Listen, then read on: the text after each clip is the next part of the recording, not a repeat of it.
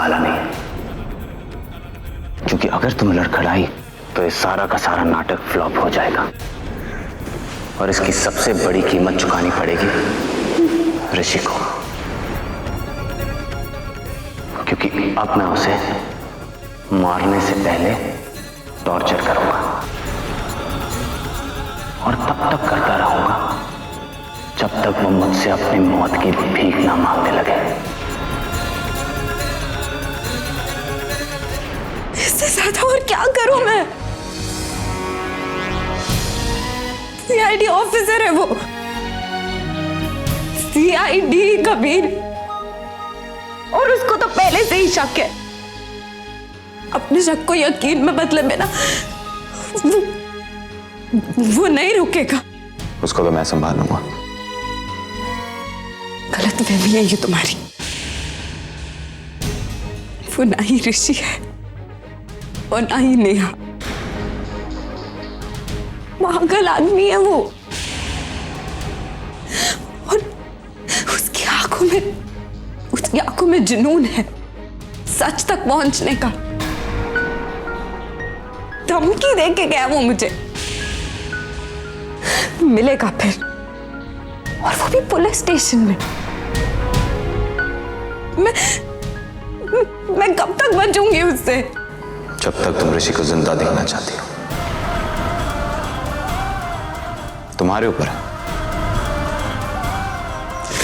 क्या चाहते हो तुम? यही चाहते हो ना कि मैं अदिति बनकर ट्रस्ट के सारे रुपए तुम्हारे नाम कर दूं? हाँ, तो फिर लेके आओ पेपर, लाओ उसे, साइन करके अभी काम खत्म करती हूँ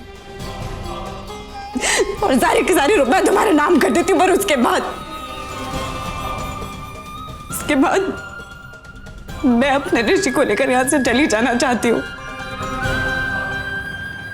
चली जाऊंगी मैं उसको लेके बहुत दूर,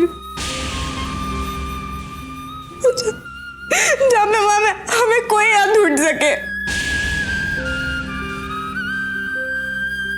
इतना आसान नहीं है सब कुछ, कानूनी काम है सारा। तुम्हारी पहचान की जाएगी और जब कंफर्म हो जाएगा कि तुम ही अदिति हो, तब वो पेपर्स बनेंगे।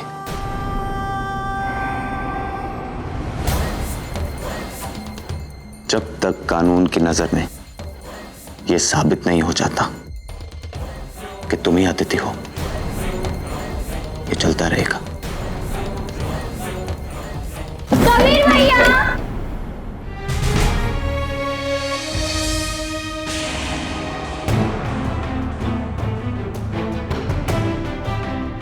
ओहो, हमने डिस्टर्ब तो नहीं किया लव बर्ड्स को? अब किया भी हो तो क्या करे, हम तो बुआ जी का ऑर्डर लेके आए हैं। आपको जाना पड़ेगा अभी इसी वक्त, अर्जेंट। सॉरी दी। क्यों जाने का मन नहीं हो रहा है?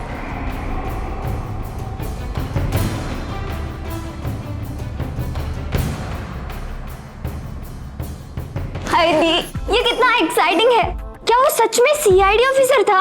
मैंने तो जन्नत, रूषा, राधिका, सोनिया, संजना, शिवानी, आलिया और नंदिनी को भी मैसेज कर दिया कि हमारे घर सीआईडी ऑफिसर आया था और उसने आपसे क्वेश्चन भी पूछा। सारी फ्रेंड्स सुपर एक्साइटेड है। मैसेजेस आ ही जा रहे हैं, सब जाना चाहते हैं। क्या हुआ बताइए ना दी, क्या हुआ? और वो आप ही से क्यों मिलने आया था? परी तो मेरी शक्ति भी है और कमजोरी भी। उनका दुख मेरा दुख बन जाता है। आप जानते हैं ना कबीर, आपकी शादी के वक्त परी की मां को मैंने वचन दिया था कि परी को अपनी जिंदगी से भी ज्यादा प्यार करूंगी, हर दुख से बचाकर रखूंगी।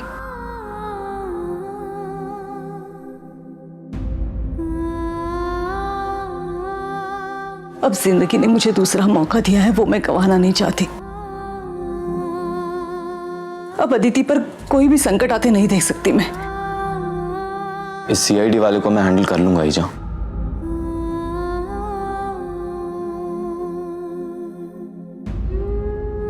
लेकिन कबीर, आपने तो कहा था कि हमारे होटल में जो खून हुआ वो किसी पागल खूनी ने किया था।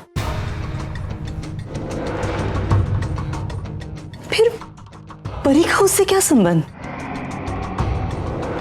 ये सीआईडी ऑफिसर मेरी परी से पूछताछ क्यों कर रहे हैं?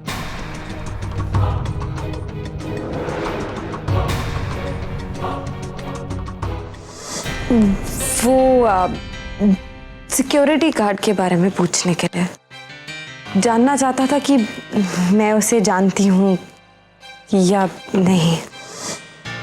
ऋषि अदिति को लेकर वही होटल में आया और उसी दिन वो सिक्योरिटी वाला भी मारा गया।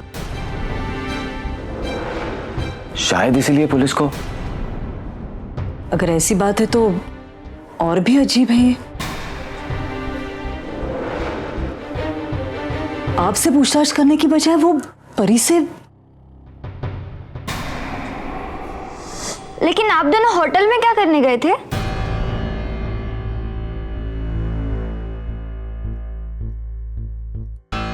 होटल?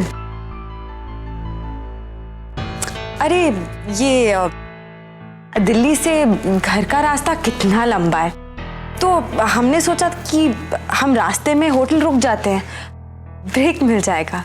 लेकिन दिल्ली से होटल के रास्ते में ही तो हमारा घर आता है, फिर आगे जाकर वापस आना। व्हाई? घर? अब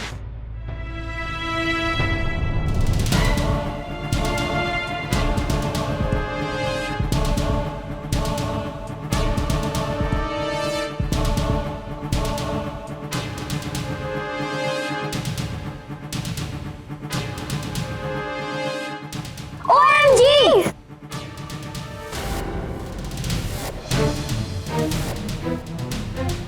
मेहंदी?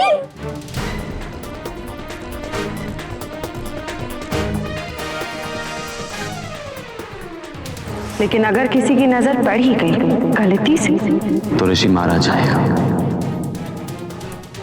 गलती से। Wow the, this is so cool. बिल्कुल दुल्हन की तरह लग रही है। तो आपने कबीर भैया का नाम भी लिखा होगा। How romantic. शादी के इतने महीनों बाद भी इतना प्यार। ओ देखो, मुझे कबीर भैया का नाम भी मिल गया। दिखाओ दिखाओ, ये देखो।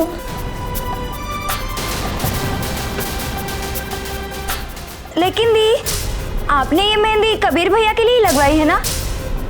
फिर इसमें आर क्यों? कबीर भैया का के क्यों नहीं? हाँ दी, ये सच्ची में आर ही लग रहा है।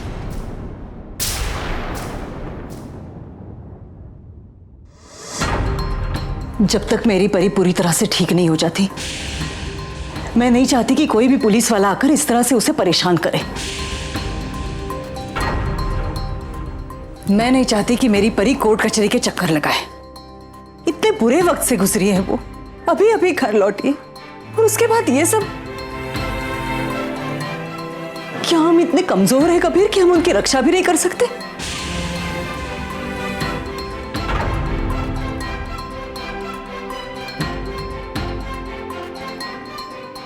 मैं जानता हूं ईजा कि अदिति ने बहुत दुख देखे और आपने भी बहुत दुख काटे, लेकिन अब आप चिंता मत कीजिए। ये कोर्ट कचहरी पुलिस ये सब मैं संभाल लूंगा। आर दिखाओ।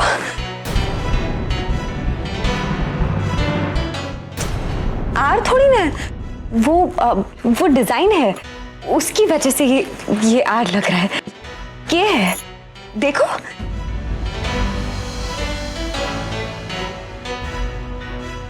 बेब्स, तुम्हें अपनी आंखें चेक करवानी पड़ेगी। सच? अब मुझे चश्मा लगेगा? Oh no. या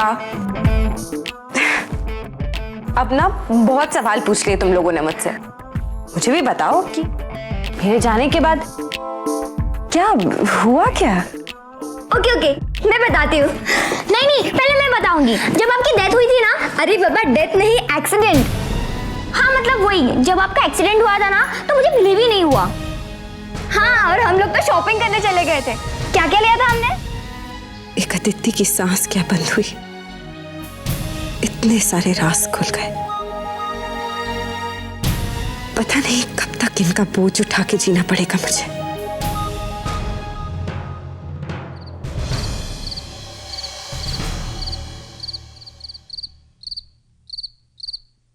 लीजिए सर, मैं आ गया। मैंने सर 15 मिनट बोला था, 12 मिनट में पहुंच गया हूं जी। घड़ी मिला के देख लो भाई गॉड। सर जी, धौलगंज में रह के जायसवाल परिवार के काम ना आ सकूं ना जी, तो ऐसी नौकरी करना बेकार ठहरा भाई गॉड। बताओ सर जी, क्या सेवा करूं? आगे जा। ये लो जी, आ गया जी। और आगे जा। सर जी, वैसे क्या करवाने वाले हो? ये लो जी। अब आगे जाके कूद जा। सर जी, मजाक कर रहे हो? आज नहीं तो कल, कल नहीं तो परसों कूदना तो है ही तुझे, जब वो सीआईडी ऑफिसर रिश्वत लेने और केस को तोड़ने मरोड़ने के जुर्म में तुझे सस्पेंड करेगा। पर सर जी, उसे पता कैसे चलेगा भाई गॉड? मैं बताऊंगा। पर सर जी, आप ऐसा क्यों करोगे? मैं तो जी आपका सेवक ठहरा। आपने कोई भी काम बोला, आपने इधर बोला, मैंने उधर किया। मैं तो आपका फैमिली हूं, मैंने आपका नमक खाया भाई गॉड। तो नमक हराम क्यों बन गया? बताया क्यों नहीं सीआईडी ऑफिसर के बारे में? सर जी, कर क्या रहे हो? कानून को अपने हाथ मत लो, लोग देख रहे हैं भाई गॉड। हाथ उठाओ।